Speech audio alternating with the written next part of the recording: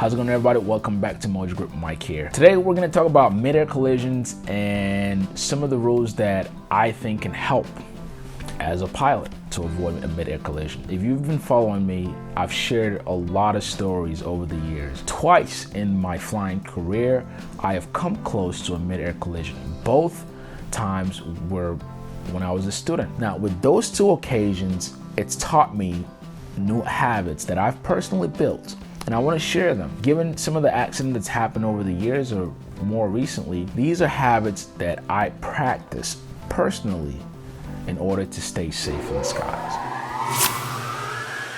Rule number one is to slow down. For years, every time I'm coming in to land, and I think I've been fortunate that I've had a great deal of experience landing at a very busy airspace or airport, both in California and here in my home state in Georgia. My home airport is one of the busiest airports, period. It's given me a sense of certain things to practice whenever I'm coming into land. Every time I'm coming into land, especially at a busy airport, one of the first things I do is slow down. Slow the airplane down. One, it gives you the mental de-stress, meaning you don't have to work so hard to stay ahead of the airplane. And also, slowing down gives you more time to scan, to do other things. That is my number one rule, is when I'm within close proximity to an airport or somewhere where I'm about to land, I slow down the airplane. I didn't start doing this early on, but the more I'm flying, I realize that this is a safety habit for me to have.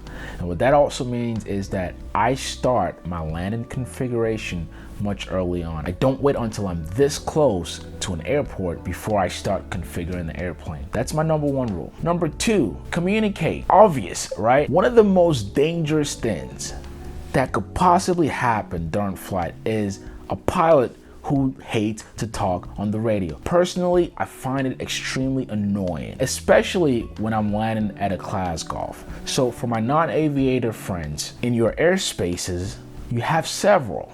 You have Class Alpha, Class Bravo, Class Charlie, Delta, Echo, and Golf. Now, one thing that Alpha, Bravo, Charlie, Delta has in common is that they're usually towered, meaning you're usually communicating and talking to somebody on the radio. Now, the most common type of airports you'll find around the country are Class Golf. Class Golf, not towered, not controlled. This generally means is that pilots make up their own rules, or you hope that they fly safe. The number one rule in a Class Golf is to communicate, because one, it's part of the procedure, and it could save you from killing yourself or killing somebody else. Stating your position early on, letting other people know what your intentions are. This is just general rule of flying in a Class Golf. There are great benefits of taking off and landing at a Class Golf. One, it may be less busy, or you don't have to wait too long to be able to take off. But it also means that being uncontrolled means pilots can do whatever they want. But again, you hope that they're following the rules. This is why communication is extremely important, especially in a Class Golf. What I find that gets annoying is whenever I've come into land at a Class Golf and you have pilots. I've experienced this where pilots just say nothing. Clearly, you can see them either visually or you can see them through your ADS-B if you have one in the airplane, and they're not saying anything. They're just taking a joyride, or if that's their home airport, they're used to just doing whatever they want, taking off, landing, and not caring what else is happening. That can be dangerous. So my number two rule is to communicate, and communicate early on. I would even go further and say over communicate. So here's one thing that I do whenever, especially when I'm coming into land at a Class Golf, a non-controlled or non-towered airport. When I'm close to the airport, and say I'm in the pattern, or I'm in downwind or something like that, and let's say there's another airplane or several other airplanes around me, which this has happened many times. Everyone is doing what they're supposed to do. I'm communicating, they're communicating. I go a step further. Say I'm at my downwind, or I'm right there where I'm about to turn base, if I hear another person calling to the radio during my downwind, or if I'm crossing the midfield of that airport, I will communicate right back to that person, to the last communication. If I notice that somebody else is ahead of me, they're either turning base or coming in on their short final, I will communicate directly with that pilot and say, hey, can you please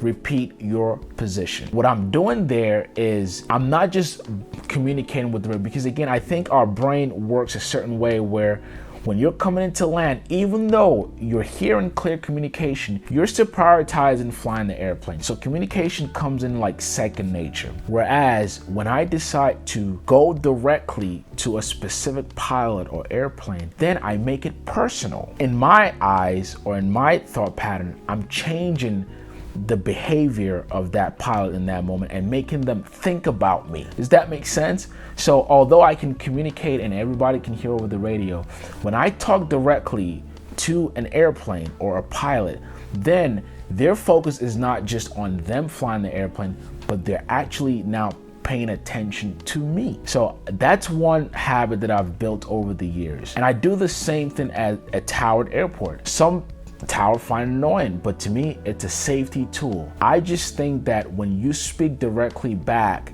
to whoever is on the radio, they pay attention to you. And when I look at the most recent mid-air accidents, they're communicating over the radio, but really they're not giving 100% of their attention to who they're communicating with. And I think that needs to happen. So I take it a step further and I make it personal. If you call on the radio while I'm in the pattern with you, I will call you right back and tell you to confirm your position. That way, you're not just focused on flying the airplane, you also give a little bit of that focus to me. And that's very important for me to stay safe in the skies. Number 3, my last rule is assume nothing. As a matter of fact, the only thing you should assume when you're flying is that everybody else is an idiot. It's like driving a car. When you step out on the road, just assume every driver on the road is an idiot. So that's a rule that I follow to the letter. Assume nothing when you're flying. Again, as pilots, you're taught a certain way, especially when you're coming into land or you're taking off. And the more you fly, you generally will stay within a linear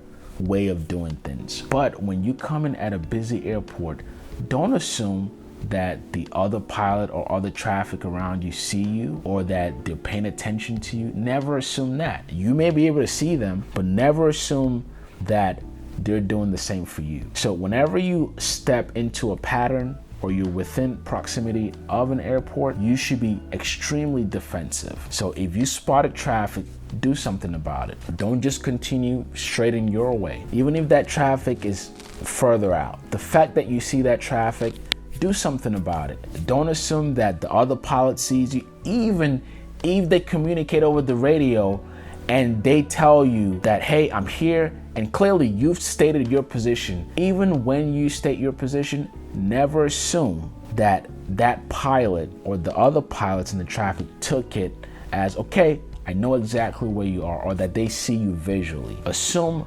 nothing and be as extremely defensive as you possibly can, especially when you're in a pattern. So those are my rules that I've made up for myself over the years, and I hope they continue to keep me safe. I hope perhaps you can borrow from them. And I'm curious if you have certain rules that you've made for yourself.